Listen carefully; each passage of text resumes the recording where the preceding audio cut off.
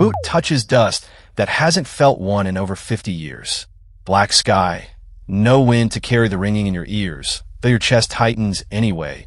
The old animal kind of fear that doesn't care how many checklists you passed. Houston's voice crackles. Waiting on the first words history gets to keep. Behind a visor, your mouth is already open. Don't say it yet. None of this exists yet. Right now you're an aerospace engineer at a folding desk, running failure analysis on somebody else's rocket, sending applications into a silence that answers maybe one time in 8,000. You want this so badly it embarrasses you. Nobody warns you what wanting it costs the people who love you. Mara clears 2 plates while Junie draws rockets in crayon at the table's edge, 5 years old and already certain you work at NASA. You don't correct her. The application sits open on a laptop you close every night before dinner. Like closing it makes the odds better. 8,000 people want your seat. You haven't told her that part.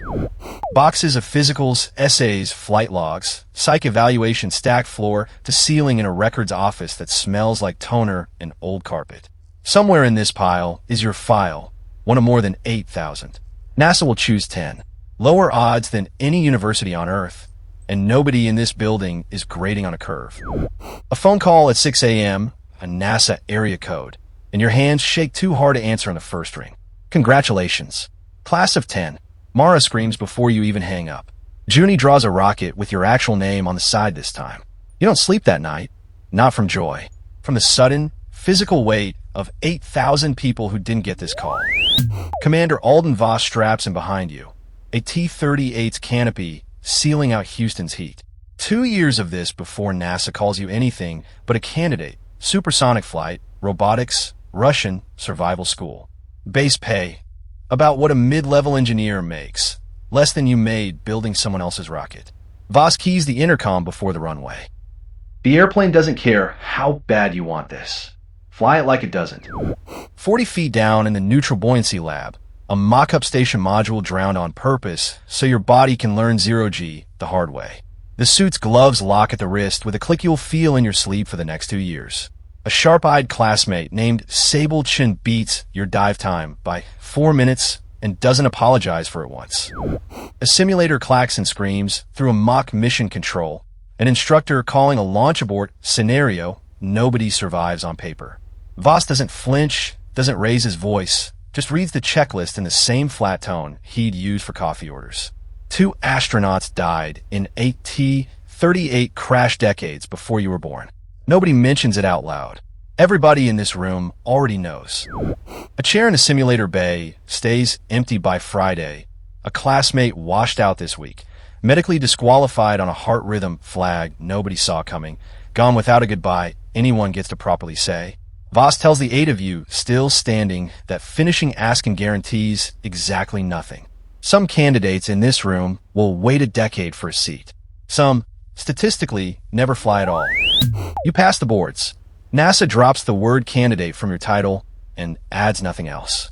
No mission, no date, just a window office looking out at a launch pad you're not scheduled to stand near for years, maybe ever.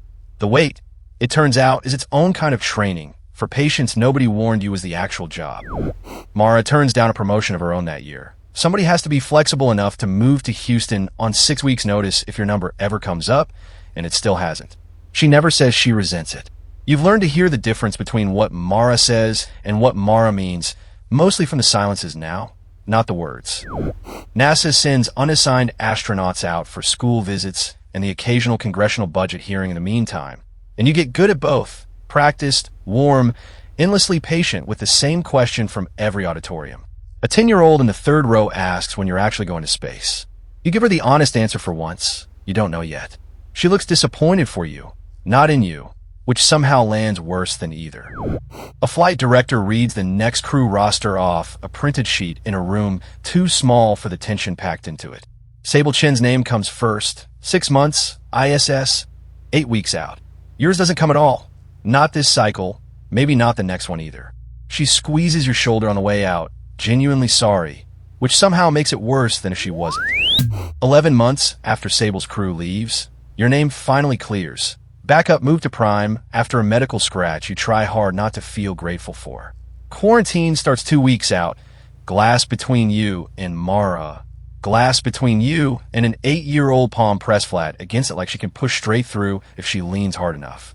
Nobody warned you goodbye would have a pane of glass in it. Harness straps cinched tight enough to bruise. Checklist chatter clipped and fast in your ear. A countdown you've heard in your sleep for a decade finally counting down for real.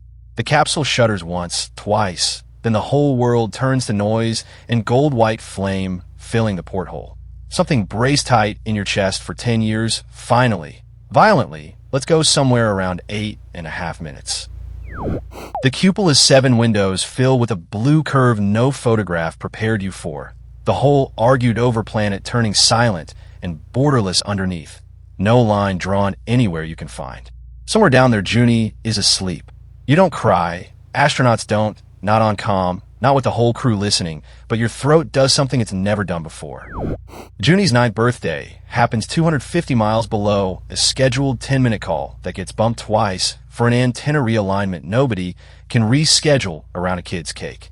She's polite about it on the delayed line. Too polite, the specific forgiving kind that costs a 9-year-old more than it should ever cost anyone.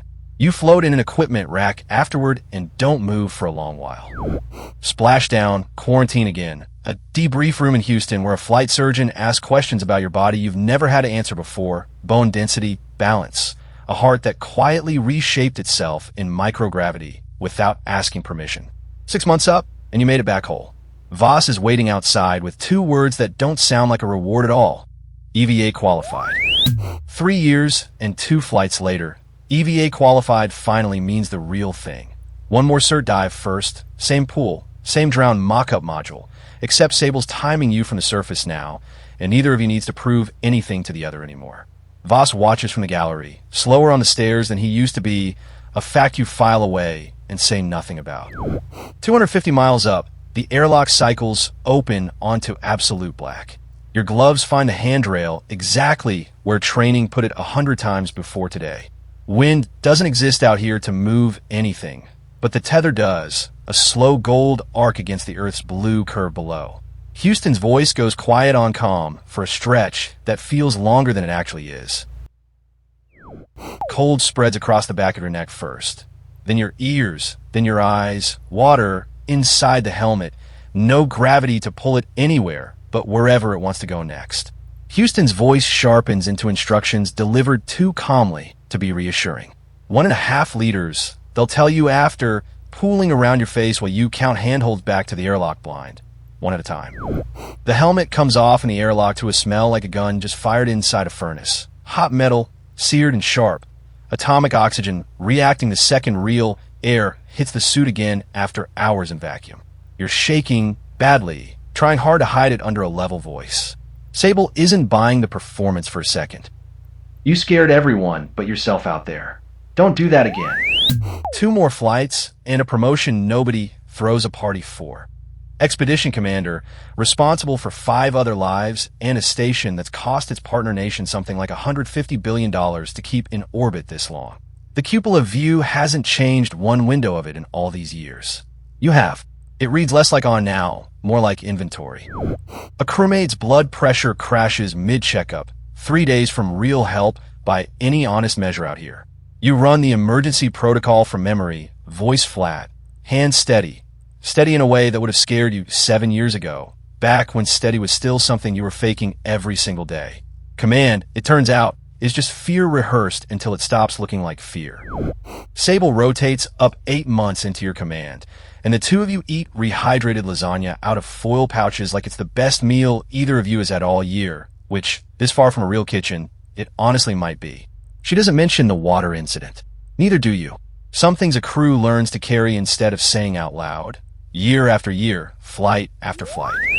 Back on the ground for good this time, a desk with your name on the door and a title that decides who flies next.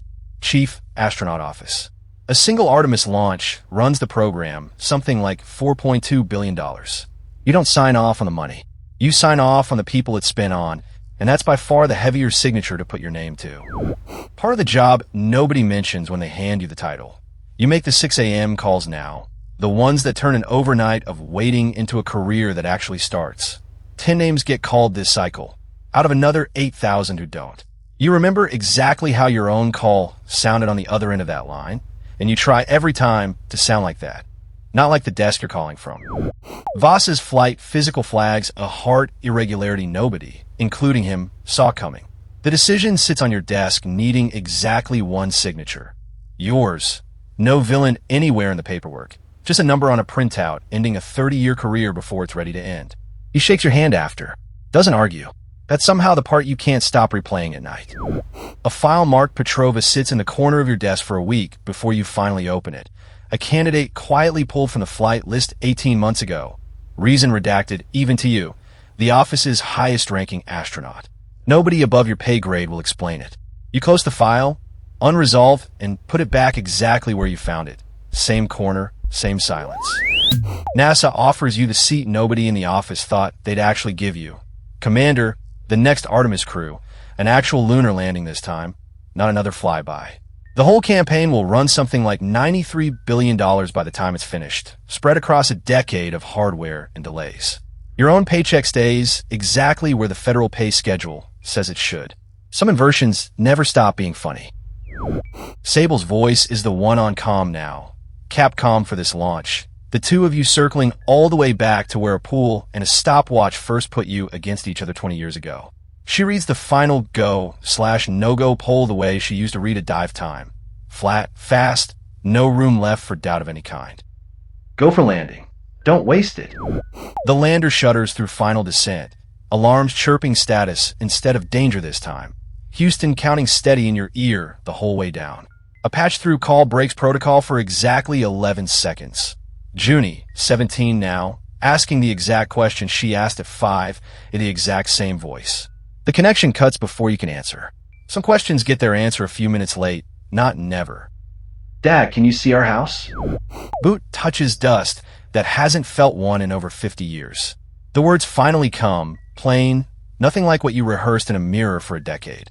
The fear that got you here goes quiet, but the birthdays watched on delay, Voss's grounded signature, a redacted file you never got to close, none of it uncost itself, just because the boots finally landed. You can't see your house from up here. You know exactly what it cost to leave it.